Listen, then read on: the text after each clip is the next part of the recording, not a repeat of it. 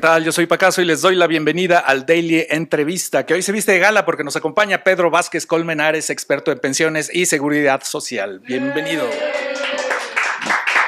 ¿Qué tal? Un gusto estar aquí. ¿Qué tal el ambiente ahorita en México con las pensiones? Pues discutir pensiones en todo el mundo siempre es un problema de discusión, de diversas opciones ópticas.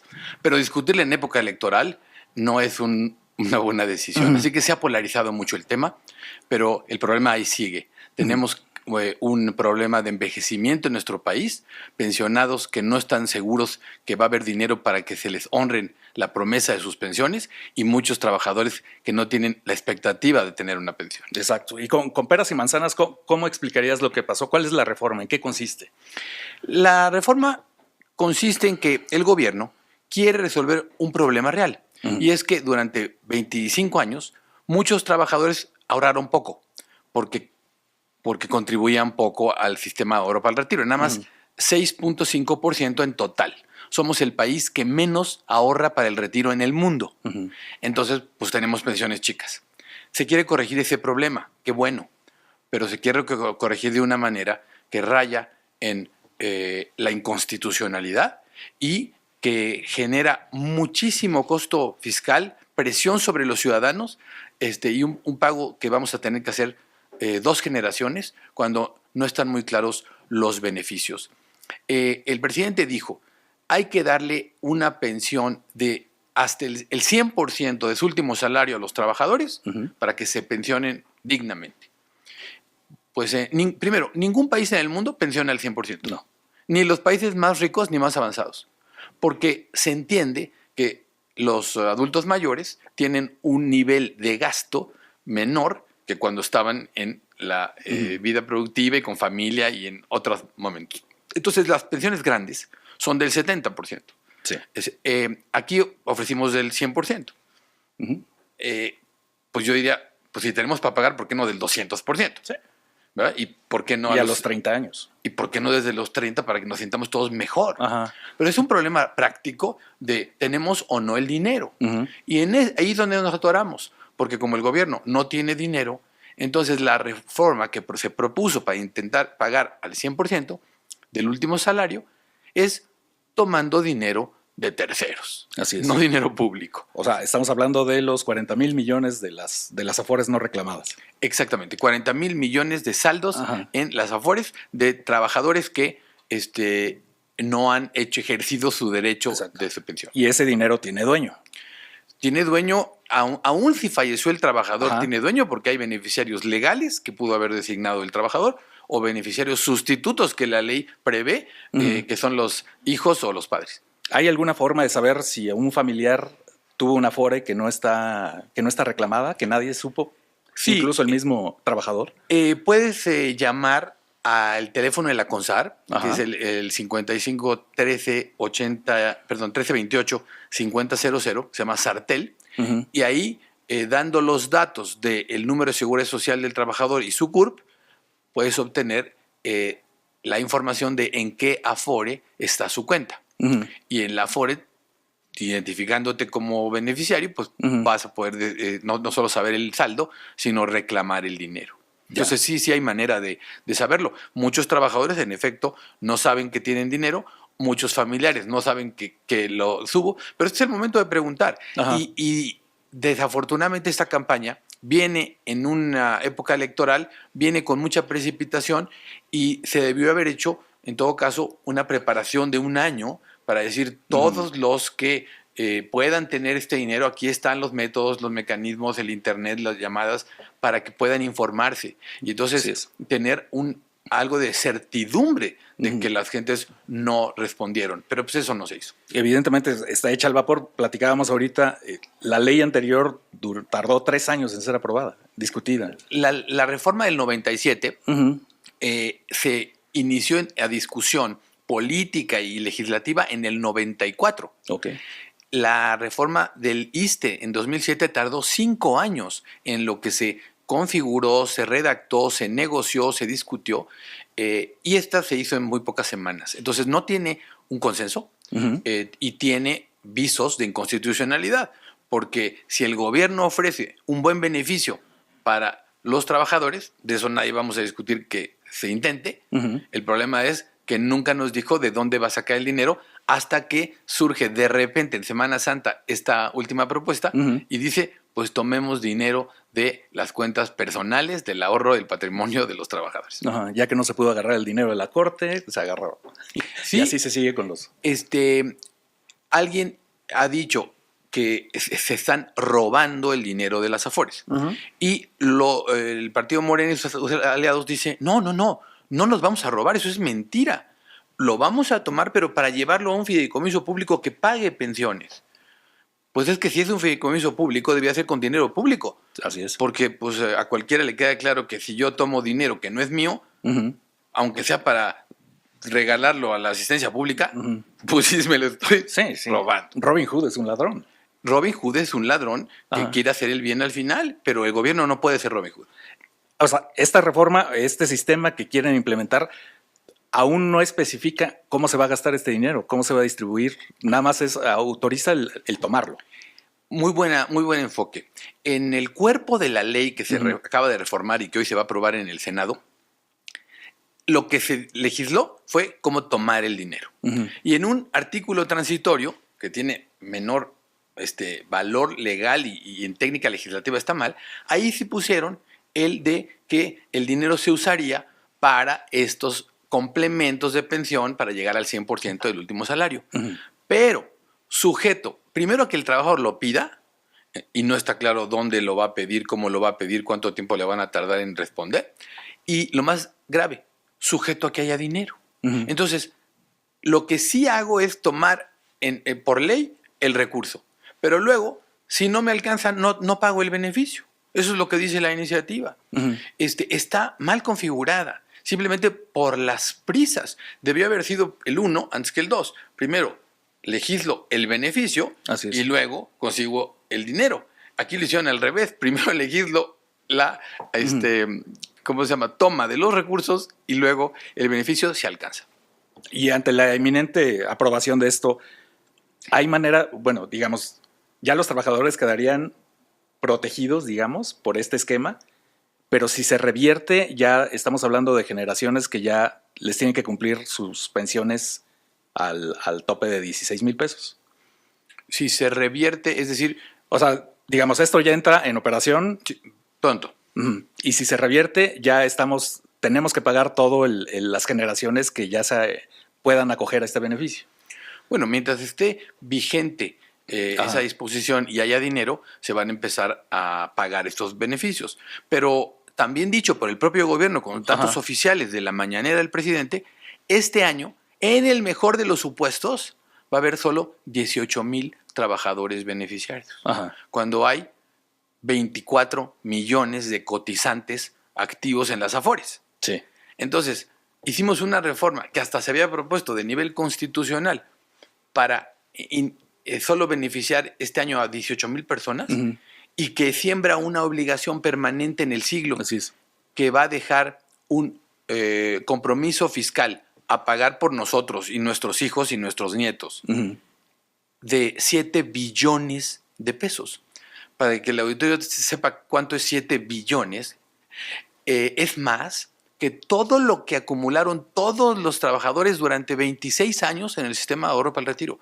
Todo el dinero que hay en las Afores, que se juntó con contribución, fueron 3 billones. Más 3 billones de intereses son 6 billones. Bueno, esto va a costar los siguientes 50 años 7 billones de pesos.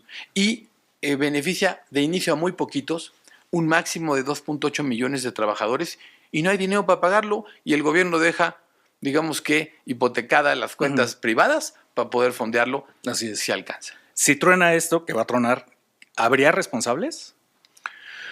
Bueno, eso es todo una discusión sobre la constitucionalidad, porque parte del hecho, y yo creo que sí se va a discutir al final en la Corte, esta reforma de pensiones hace sentido constitucional, se vale que el gobierno si ponga un beneficio, pero que lo fondee con dinero de otros, que además no está seguro que va a haber 40,000 millones dentro de 2 años o de 3 años o cuando se necesite. Entonces, ¿qué va a hacer? Porque terrenos de Fonatur y utilidades de las empresas paraestatales, Ajá. esos son cuentos chinos, la verdad. Y si todo saliera bien, de todos modos no va a alcanzar. Porque las utilidades van a ser de cientos de millones, no de miles y decenas de miles de millones, que es lo que se necesita cada año.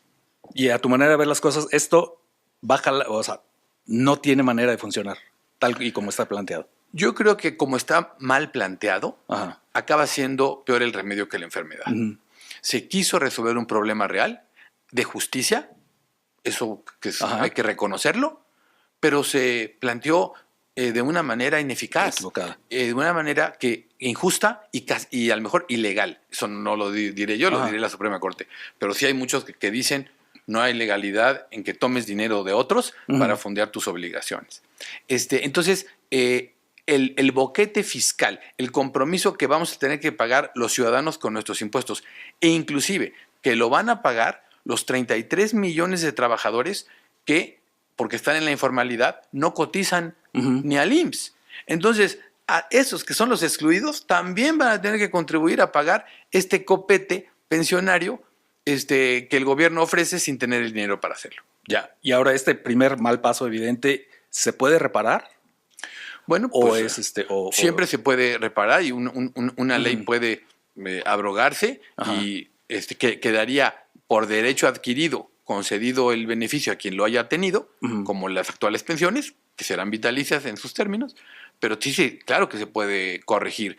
Y creo que esto, dicho como es un parche del gran problema de las pensiones en México. Porque como nos estamos envejeciendo, ¿sí? Va a requerir de la sociedad y del gobierno mucho dinero para honrar las promesas de las pensiones. El auditorio me va a entender muy fácil. Cada vez que das una pensión, es como si dieras una chequera vitalicia. Sí. Y ahí están todos los cheques con nombre, apellido, fecha y monto. Y una vez al mes se va a cobrar cada esos cheques. ¿Dónde está el dinero para honrar ese compromiso social? Entonces, no tenemos los recursos como país para inventar proyectos y propuestas que no estén fondeadas. Es una irresponsabilidad.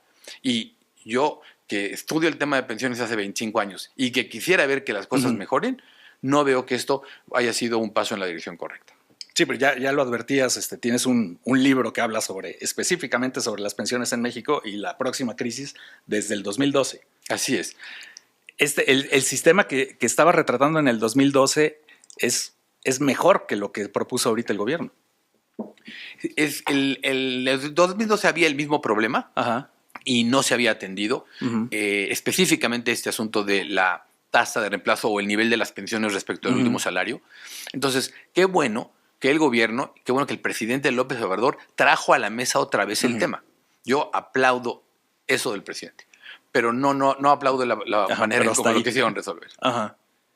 Ahora, ¿los trabajadores pueden hacer algo o estamos a merced de...? Pues estamos en el mismo día en que se va a aprobar cambios a la ley de amparo. Si esa ley también entra en vigor el día de... Bueno, no entra en vigor, se aprueba por el Senado, por la Cámara de Diputados el día de hoy, lo que va a pasar es que cada trabajador va a tener que ampararse en lo individual, sufragar el esfuerzo y el dinero de ese juicio de amparo, porque los cambios de esta semana a la ley de amparo evitarán que los jueces puedan decir los efectos generales del amparo y que un juez pueda, por su valoración, decir esto es tan delicado que te afecta a ti que igual le afecta a otros y entonces da una resolución que es de efecto general y que suspende para los que aún no se ampararon el perjuicio de la ley.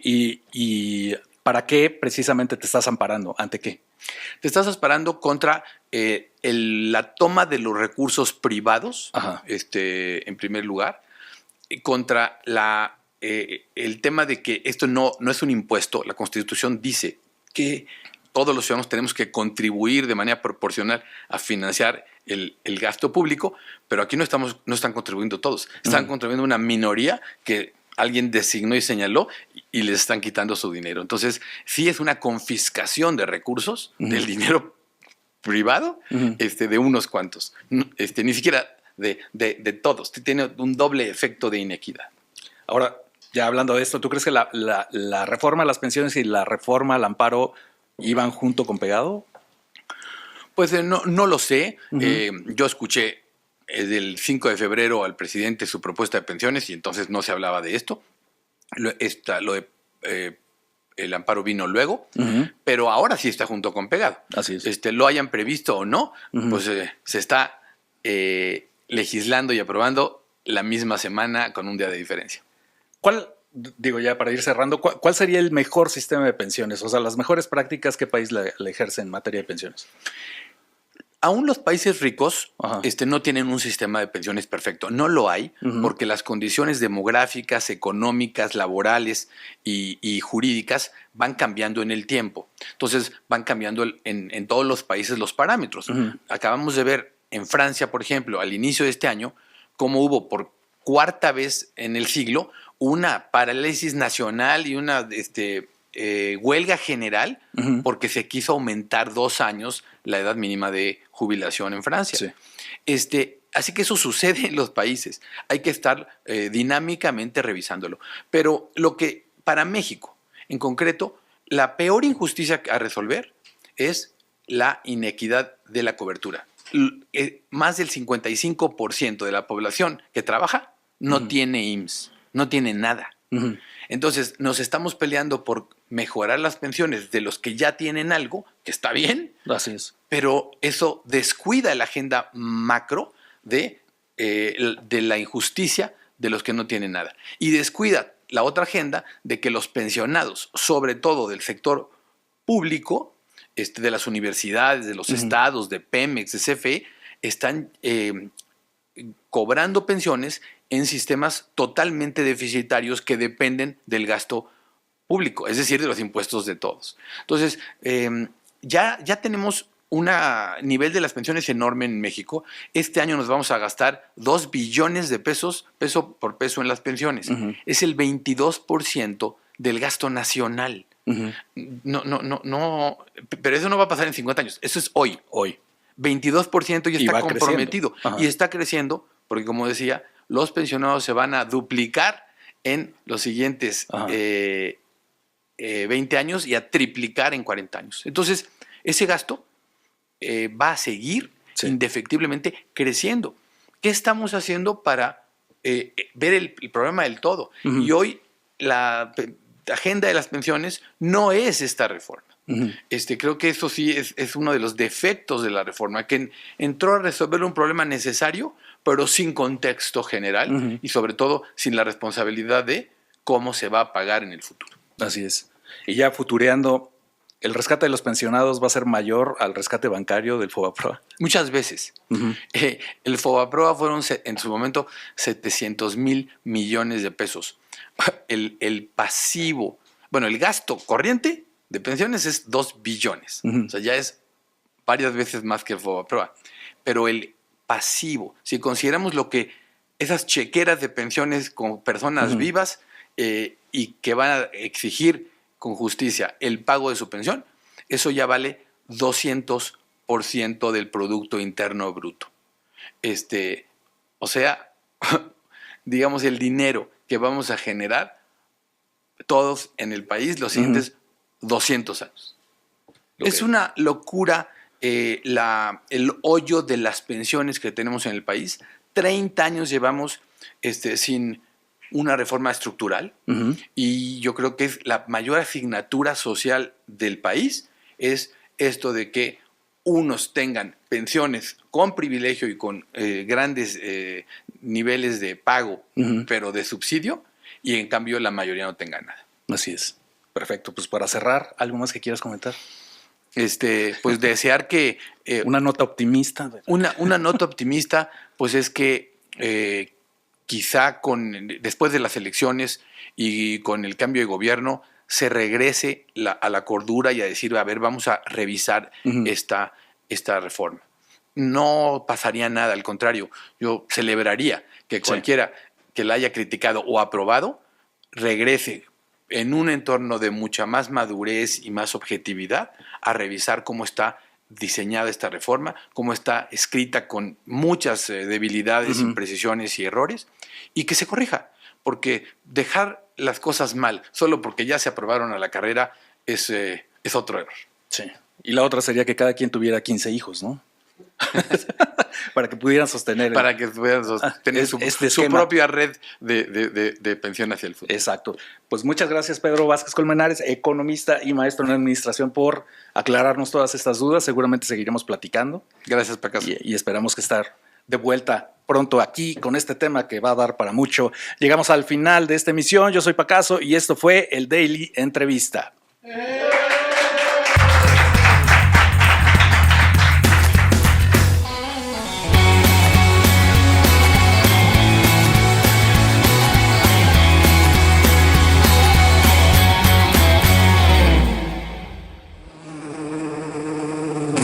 Haz clic aquí para suscribirte a nuestro canal y disfruta de mucho más contenido que tenemos preparado para ti. Recuerda seguirnos en todas nuestras redes sociales. Nos encuentras como Abejorro Media.